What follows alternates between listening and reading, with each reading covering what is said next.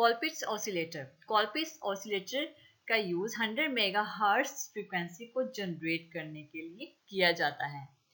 L1 और L2 हमारी primary और सेकेंडरी कोइल्स होती हैं। इसमें 2 कैपेसिटर C1 और C2 सीरीज में कनेक्ट होते हैं। ये जो LC का कॉम्बिनेशन है ये फेज शिफ्ट शो करता है, जो कि टोटल 360 डिग्री का फेज शिफ्ट प्रोवाइड करता है।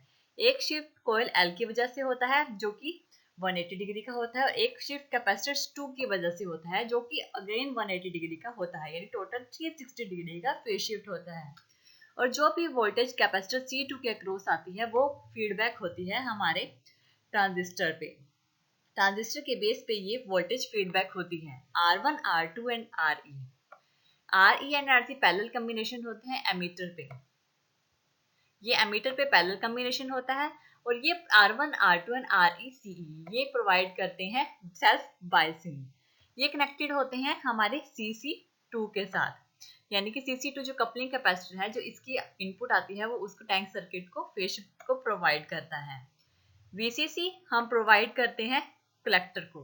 VCC से सप्लाई प्रोवाइड की जाती है RFC के थ्रू की जाती है। RFC हमारे रेडियो फ्रीक्वेंसी चोक होता है जो डायरेक्ट करंट को DC को परमिट करता है, और उसी टाइम पे हाई इम्पीडेंस प्रोड्यूस करता है हाई फ्रीक्वेंसी करंट पे।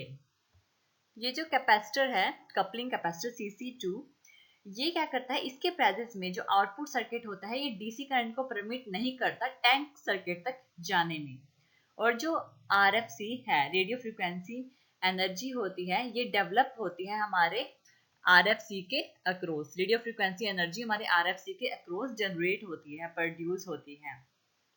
जो आउटपुट होती है हमारी LC नेटवर्क, ये जो हमारा LC नेटवर्क है जो फेज शिफ्ट के बाद जो फेज शिफ्ट आता है, इसकी जो आउटपुट होती है इस पे फीडबैक दी जाती है। कैपेसिटर C2 के थ्रू जो वोल्टेज आती है वो बेस पे क्या होती है, फीडबैक प्रोवाइड की जाती है। ये कैपेसिटर CC यानी कपलिंग कैपेसिटर CC1 के थ्रू ये क्या करता है, DC को ब्लॉक करता है लेकिन AC को पास प्रोवाइड करता है। इसमें जो हमारे 2 कैपेसिटर जो कि सीरीज में कनेक्टेड है C1 C2, ये सीरीज में कनेक्टेड होता है, ये गैंग की तरह वर्क करते हैं, और इनकी जो रेंज होती है वो नियर।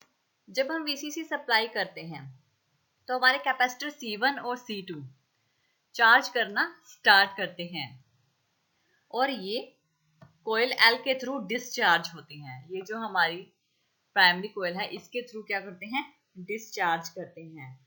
और उस टाइम पे जो ओसिलेशन फ्रीक्वेंसी होती है वो होती है F = 1/2 pi root of 1/LC1 यानी कि LC1 प्लस 1/LC2। ये उस टाइम की फ्रीक्वेंसी होती है। जो ओसिलेशन होती है हमारे कैपेसिटर 2 के अक्रॉस, इसके अक्रॉस जो ओसिलेशंस होती हैं वो बेस एमिटर जंक्शन पे प्रोवाइड की जाती हैं। बेस और एमिटर यानी C1 के थ्रू बेस और एमिटर जंक्शन पे प्रोवाइड की जाती हैं,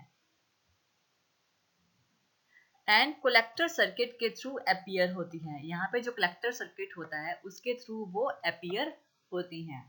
एम्पलीफाइड आउटपुट आती है जो हमारे कलेक्टर सर्किट की, वो सेम फ्रीक्वेंसी होती है जितनी की ऑसिलेटरी फ्रीक्वेंसी होती है। जो एम्पलीफाई आउटपुट आती है कलेक्टर सर्किट को, यहाँ पे जो आउटपुट आएगी उसको सप्लाई कर दिया जाता है टैंक सर्किट पे,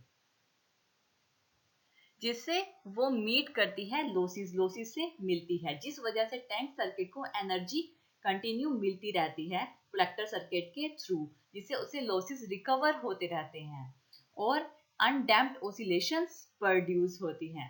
एनर्जी सप्लाई होती है जो हमारे टैंक सर्किट की वो करेक्ट फेज में रहती है।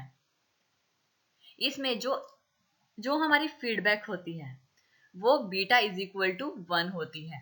ये हमारा बीटा है, ये फीडबैक फैक्टर शो करता है। जब ये =1 होती है इसका मतलब वो प्रॉपरली वर्क कर रहा है। इस तरह से हमारी आउटपुट पे RF आउटपुट जनरेट होती है। ये है हमारे कोलपिट्स ऑसिलेटर।